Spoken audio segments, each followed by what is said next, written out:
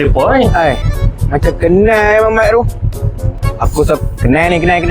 Jom. Tiket dah, Ustaz.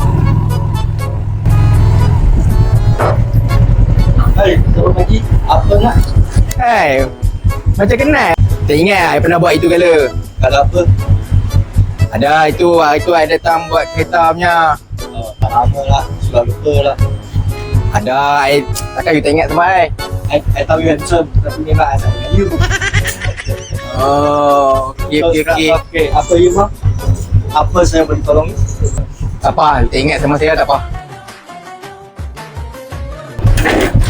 Hang kenal ke ni? Jalan. Kalau orang Mat.